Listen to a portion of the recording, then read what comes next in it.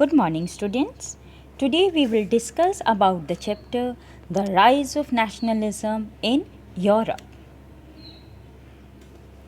As we start with the chapter, we find a painting of Frederick Sorio. Here you can see the image of Frederick Sorio is being there. He has made a very popular painting known by the name as Democratic and Social Republics. He had made a series of 4 prints visualizing his dream of a world made up of this democratic republic. Here you can see in his painting a long trail is there of the people and different, which signifies that the different countries are coming up. Where they are coming up? They are coming up to the Statue of Liberty. Here you can see the Statue of Liberty. In one hand of the Statue of Liberty you will find there is the torch of enlightenment, and on the other hand here the torch of enlightenment, and on the other hand there is the charter over there. Then here when it comes, the people that they are coming here, so what they are denoting, that now when they are passing this Statue of Liberty, they are becoming democratic. And here you can see that there are some countries who have already passed, and the countries that are coming near to get democratic, like a country having the flag of red, black and golden, which signifies Germany. The countries which have already become democratic, they are United States, Switzerland, France, etc. And if you see in front of the statue at the ground over there, you will find some broken crowns, some pillars, etc. are there, which signified what? That the absolutist rule has come to an end. When we talk of the word absolutist, it refers to a form of monarchical government that was centralized, militarized and repressive. As I was talking, that the country that is becoming democratic is your Germany. Here you can see the flag of Germany, that is there, red, black and golden in color. Behind Germany you can find there are some other countries like Austria, the Kingdom of Two Sicilies, Lombardy, Poland, England and so on. Many other countries are being there. When they are becoming democratic, they also adopt a new concept that is known as a nation state. This concept was first introduced by a person known as Ernest Renan. He was a lecturer in the University of Sorbonne. Otherwise, he was a French philosopher.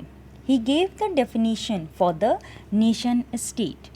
So, when we talk about the nation state, a nation state is one in which the majority of its citizens and not only its rulers came to develop a sense of common identity and shared history or the descent.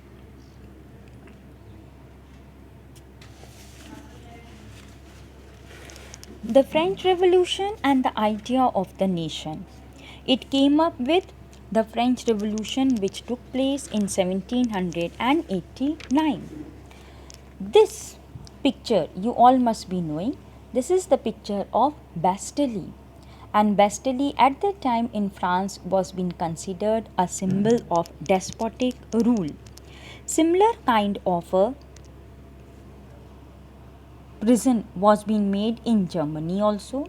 That was at a place known as Mainz, M-A-I-N-Z, Mainz, that was being made over there.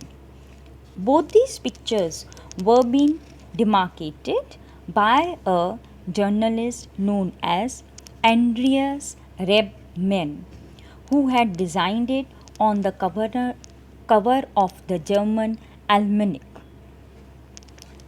Then, when we talk about the French Revolution The revolutionaries, they came up with a concept of a sense of collective belonging. So when they came up with this concept, these were the following provisions that were being followed. For example, the first thing, the idea of la patrie, that is fatherland, and le citoyen, that is the citizen, emphasized the notion of a united community enjoying equal rights under a constitution. The Estates General was being elected. The Estates General was elected by the body of active citizens and renamed the National Assembly. New hymns were being composed.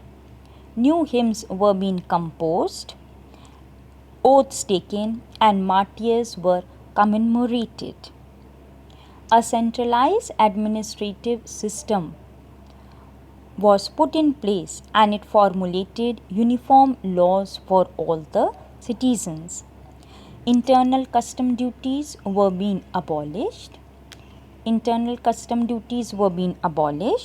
And a uniform system of weights and measures were being adopted.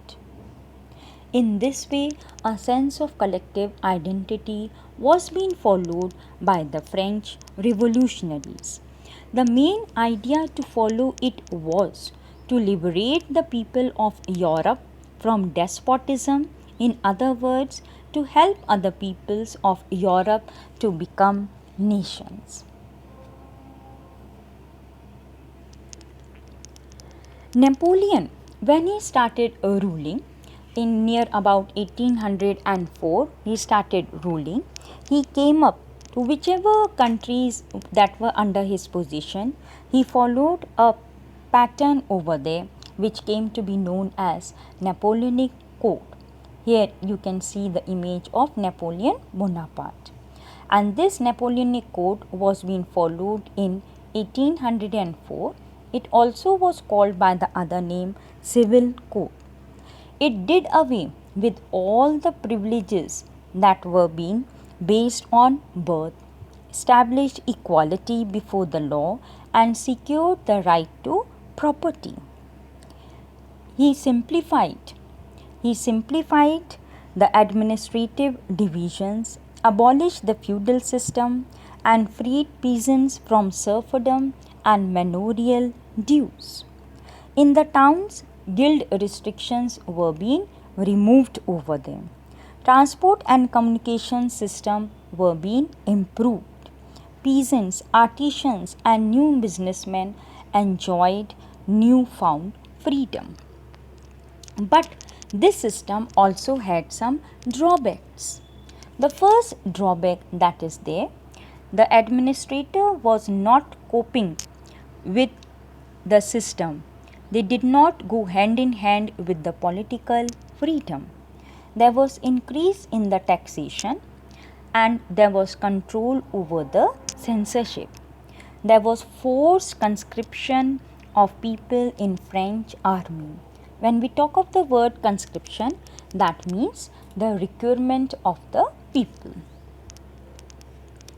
Here you can see that when the French armies ruled over many of the places like Brussels, Mainz, Milan, Warsaw, then they adopted some kinds of measures.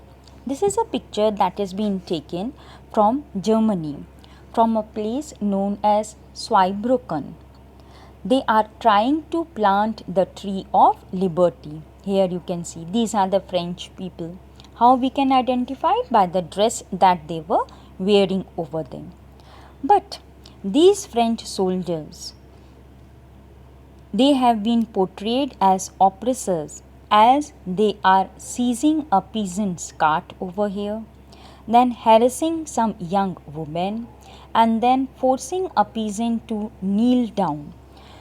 For this reason, they were not being welcomed over there. Then you can see the courier of Rhineland is being shown. The courier of Rhineland is considered as Napoleon. Why he is considered as a courier? Because he has conquered many of the countries. Here you can see his bag is there.